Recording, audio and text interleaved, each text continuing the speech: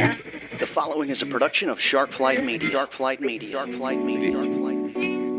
From mechs to mages or agents to argonauts, this is the world of Chris Kennedy Publishing. This is the CKP Future Books Podcast. Welcome, everyone, to the September edition of Future Books, where we go over the books published by Chris Kennedy Publishing and give you a little insight into what's coming so that you can be prepared to spend your hard-earned shekels on our science fiction and fantasy offerings. Once again this month, my friend and yours, Chris Kennedy, our publisher, is with us to talk about the releases for the month of September. Welcome, Chris. Hey, Randy. Good to be here. Love talking about it. Love chatting with you. Well, we love talking to you too. And this month we have a full slate. We have 4 books coming out this month. Is that correct? Woohoo! Actually, we have 5. Oh, yeah, 4. Sorry, 4. Sorry, I was still looking. I haven't launched War Criminal yet, so that's still on my list. To-do list. Yeah, but 4. Yes, 4. 4. We're in for 4. Well, we'll just jump right in and start talking about the month of September in a bit of role reversal, where Chris Kennedy Publishing has been taking some of our highest read titles, our most popular titles, and translating them into other languages and selling them overseas. This month, we have an overseas author who has written a book for our English audience, Shadowwired, by Gustavo Bondoni. And we're going to release it on September 6th, and I'm very excited about this book. I am too, and you were one of the first readers of it, so you get the credit for saying yes to this one. This is a great book that I'm really looking forward to as well. It's a little bit different than some of the traditional CKP ones in that it is more cyberpunk, cyber thriller than military sci-fi, but it certainly is action from chapter 1 all the way through the end. The rest of the series is the exact, is the same. It's go, go, go, go, go.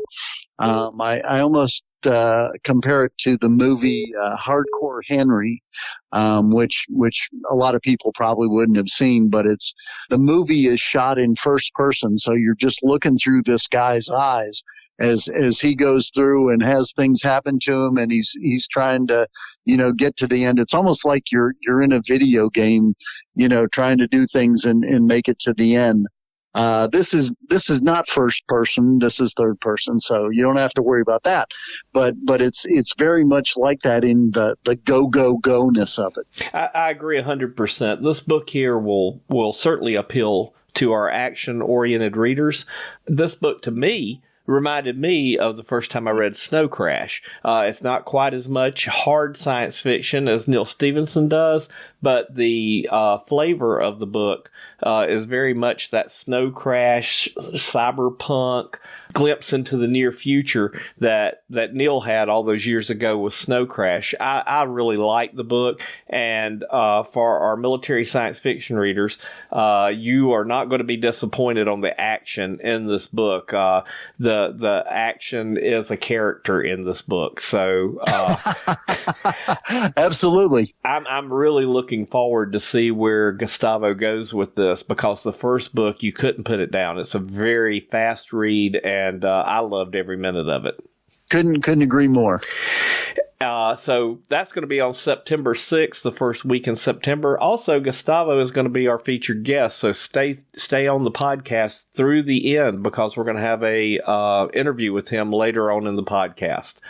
I'm looking forward to listening to that as well, because I've never actually talked to them. Everything that I've done has been online. So, well, I'm looking really forward to it.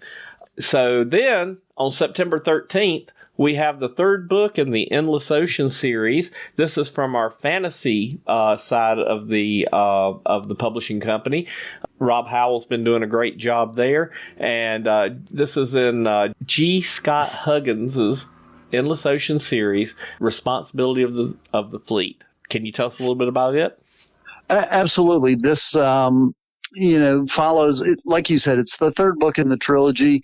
follows the same main character as she gets closer and closer to the crown. It's like the first book. It's very much action oriented.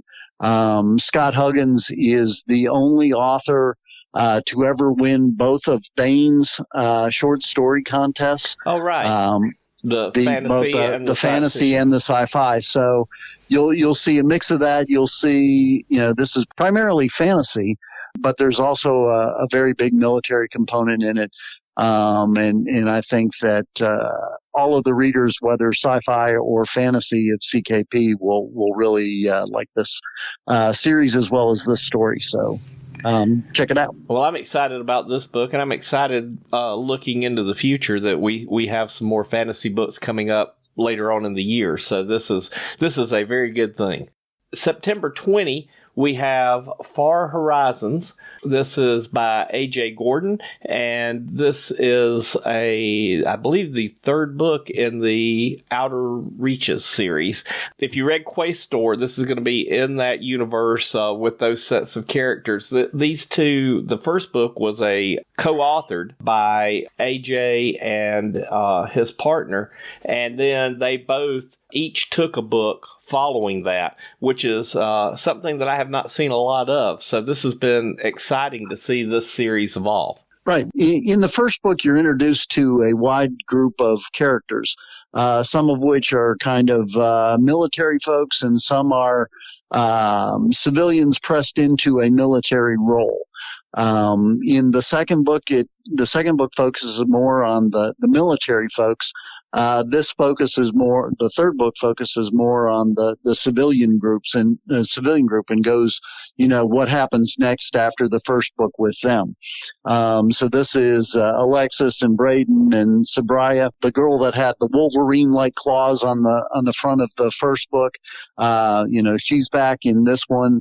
And up to her old tricks in that as well. So you get to find out a little bit more about what that group did afterwards, after the events in the first book, and see all that. And this is another great book. Lots of action, that you don't want to miss. Yep. And you mentioned the Wolverine claws. That was something that struck me about this series. You have two distinct groups that have come together to fight against a common enemy. But if you look at it the right way, it's like you've got a group of comic book superheroes, and then you've got a elite military group, and they, by happenstance in the first book, run into each other and share a common enemy. So this has been an unusual series that's quite fun to read. Absolutely. Couldn't agree with you more. And then we're going to finish up the month on September 27th with one of my favorite CKP authors, Fred Hughes. Those of you who have followed Hazard through his journeys, we get the next book in the series in The Prince of Brittania, and it's called Hero's Legacy. So tell us a little bit about that. Sure, absolutely. Without throwing in a lot of spoilers, there's things that happen at the end of the last book, Prince Imperator. This is the next series. This is Heroes of Brittania. It is somewhat of a bridge series. The series after this will be Scions of Brittania, which will revolve around Hazard's children. But at the moment, the Hazard's children are too young to be the main characters much. So this is the kind of bridge series that deals with what happens next after Imperator. And they've got the bad guys trapped in the system. They can't go in, but they can't let them out. What do they do? So once again, lots of action, as they try to figure out what comes next after the end of the last book. That book had some people really happy, some people really sad. But we're not going to give any spoilers. Yeah. So, it's a matter of how do you carry on after that, and boom, away we go. And so this is very much Fred Hughes at his best, taking the story, in the next direction. Yeah, for science fiction fans who enjoyed David Weber's Jill Tanith series about the moon being a spaceship and what happens when the moon is reactivated as a starship, and then the family that ensues. This book very much follows that same outline, and it is a very good book that if you have not read the series, now is a great time to get into the series. Enough of it's been written that it will captivate you, and it will take you and give you a lot of sleepless nights because you won't be able to put it down. I would say it'll only give you one sleepless night because you're not going to want to put it down. You'll end up finishing it. Yeah. So I believe there's 4 or 5 books in this. How many books are in the Prince of Brittania series now? There were 9. 9. So we've got 9, which it does require you to make a commitment, but it's certainly not the commitment you've got to make to start with the 4 horsemen. So very true. Very true. It's an order of magnitude less. So I would strongly suggest that if you're looking for something to read, now is a great time to grab that first Prince of Brittania book and go ahead and catch up on this. You will not be disappointed.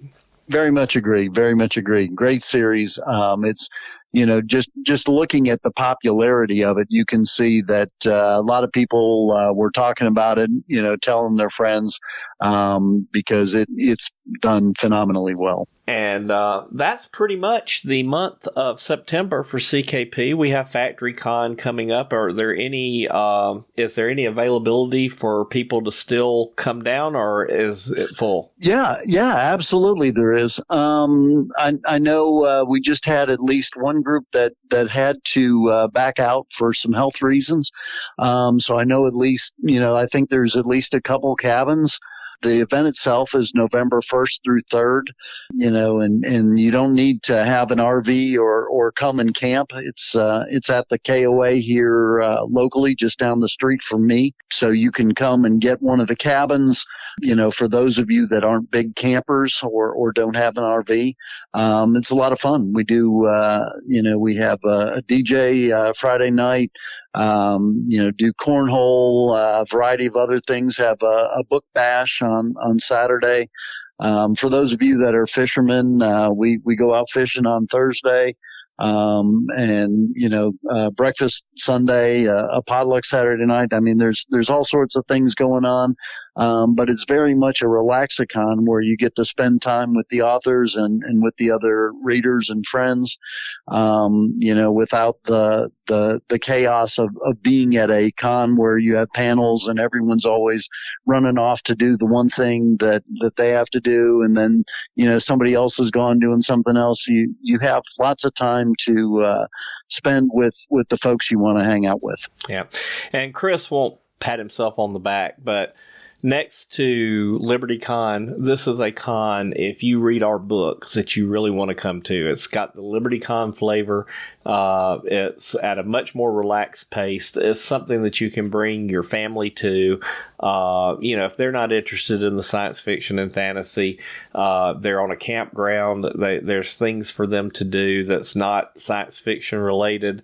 You get to meet the authors, the people who have written the things that you really love. A good time is had by all. There's events every night. So if you're on the bubble, you ought to try it at least once. I promise you will not be disappointed.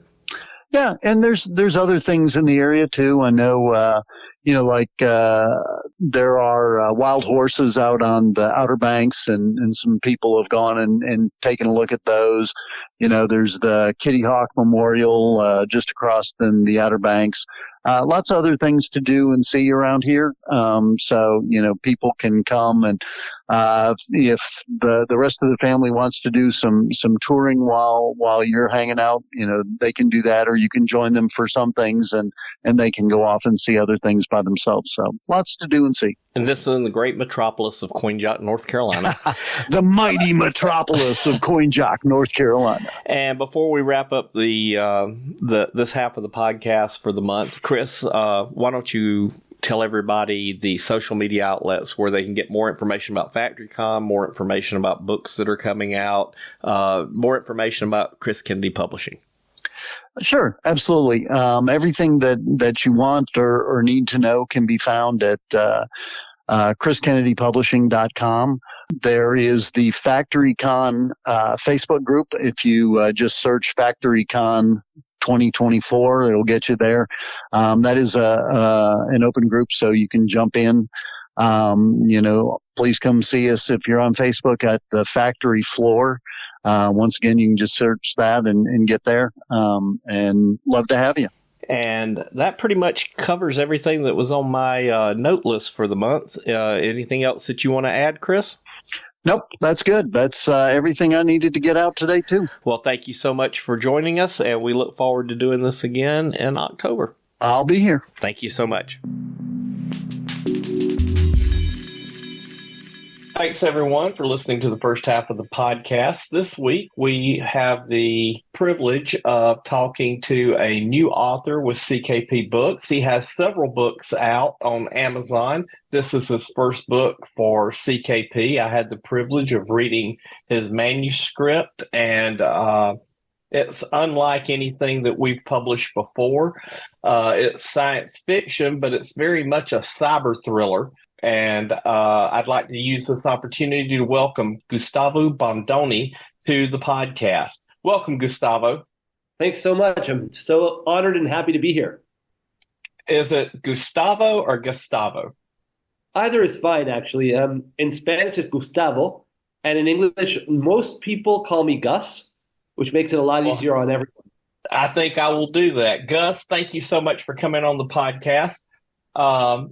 I read your manuscript, and I thought it had a lot of resemblance to Neal Stephenson's Snow Crash. A lot of the cyber elements, the hacking portions, and the mystery behind the story. Did you get any inspiration from Neal Stephenson, or is this something that you just came up with on your own? I mean, that's very high praise. Thank you so much. And I actually think my inspiration comes a little further back in time than Stevenson. It actually It actually comes from neuromancer William Gibson. Very familiar with Mr. Gibson. That's kind of my touchstone for cyberpunk. And I was one thing I was trying to do is consciously stay away from the storyline that he did. But I mean, the kind of attitudes that hackers will have in the future probably are going to be the same ones that they had in the past, because it's more of a mindset than actually a technological thing, I think. So yeah, I mean, Stevenson is a giant in the field, but my inspiration actually goes back a little further. Yes, I was a big fan of William Gibson also. I read his short stories and his novels, and he was a fantastic writer. I don't want our listeners, since CKP publishes a lot of military science fiction, to think that this is going to be a stodgy hacker-related book. There's plenty of action in this book. Your action sequences were, I thought, very good. Kind of a mix of martial arts and anime fighting. Was that something you were trying for? I think it's something I was trying for. It's also, I think it's the right way to portray these characters in a fight, I think, because of just the settings they move in, the neon well, as you said, this isn't just a hacker working behind the scenes on a computer. He's an extremely highly trained operative in the field as well as being a hacker, which is kind of a combination I hadn't really seen before. So I went for that.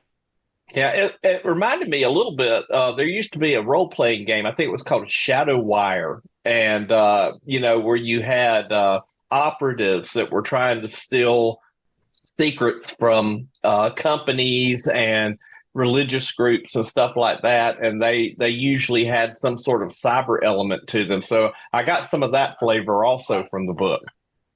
Cool. I mean, I'm not much of an RPG player. I think the last time I played was in high school, but it's cool when it gives that feelings because RPGs are very immersive, and that's kind of what any writer I think is aiming for, right? Yes, I agree. I was looking on Amazon. You have written a number of books. How long have you been an author? I started writing around about in 2005, so it's coming on 20 years now. Wow. And there's going to be several books in this series, is there not? We have one coming out next month also, correct? Yes, right now it's a trilogy. If people absolutely love the books, or even just like them a little bit, there's room to expand them. The characters and the world are definitely open to having more adventures with just the kind of people who get in trouble, right? So yeah, it's open to more, but there's definitely going to be 3, and those are actually the first cycle. And if people like them, well, we can tell more stories about them. Well, our listeners, of course, have not seen anything in this world. So why don't you give us the thumbnail synopsis of book 1 without giving us any spoilers? Okay, so it's near-term science fiction. We're talking about maybe 20, 30 years in the future. And things have continued kind of on the same path we're on right now. Technology has gotten more and more pervasive. It's used for more things. And there's also more participation of the main powers on a world level. There are also different kinds of intelligences. The AIs we have now aren't really AIs. The ones in my book are AIs. And all of these powers, China, the US, the hackers, the criminals, the Yakuza, they're all kind of playing an equivalent to the 19th century great game. They're all watching each other very closely and checking out each other's moves and trying. It's a big chess match to keep each other from taking too much power. So without giving any spoilers, the book begins in China, and it begins in future China, which is not necessarily something we can't see coming. And then it goes on from there. Well, I tell you, it does not slow down. It's super fast. I would say anyone who loved the Matrix movies and the speed and pace of those movies will greatly enjoy this book. I hope they do, because a lot of people like those. So, Gus, for those who are interested, the first book in the series will be coming out, I believe, on September 6th. Is that correct? Correct, yes. That's the first one. It introduces the main players and hopefully takes you on the start of a really fun ride. Yes, I can't say enough good things about the book. It's exciting, a lot of action, a lot of fighting. The computer stuff doesn't use a whole lot of hand wavium. It has some, at least some basis in fact. It doesn't just leave you going, that's just completely made up from whole cloth. And I really can't recommend it enough. The first novel is Shadow Wired. The second novel will be Shadow Wired Doomsday. And then the third one will be Shadow Wired Alliance. Is that correct? That is correct, yes. And like I said, if you're looking for something to read, this will be a great thing for readers to jump on. You're getting in at the beginning. You don't have 47 books in the series to catch up on. So I strongly recommend on the 6th that you pick this up. Gus, for our readers who like to keep in touch with the authors and keep track of what they have coming out, or if they read this and they're like, man, this guy's a great writer, I'd like to read some more of his stuff, what kind of social media do you participate in? I'm on Facebook and I'm on X. So you can reach out to me there. I always glad to talk to readers, always glad to talk to friends. Even other writers generally do reach out there as well. So yeah, I'm there. On Facebook, do you post what you're working on and let people know when they're being released? Yeah, absolutely. That's my main stuff on Facebook. I write quite a bit, so I have quite a bit of output, and editors seem to like my stuff, so they buy it and it does get released. So I have a pretty busy Facebook page on when it comes to like new stuff that's coming out. Oh, that's great. And is there anything that we have not talked about that you would like to let the readers know about as far as any other projects you're working on or anything that you'd like to let them know? I always have projects going on. The second half of the year is going to be basically dedicated to Shadow Wired because I have three of those books in the series coming out. But if anyone is ever going to a con, I'll be at World Fantasy in October.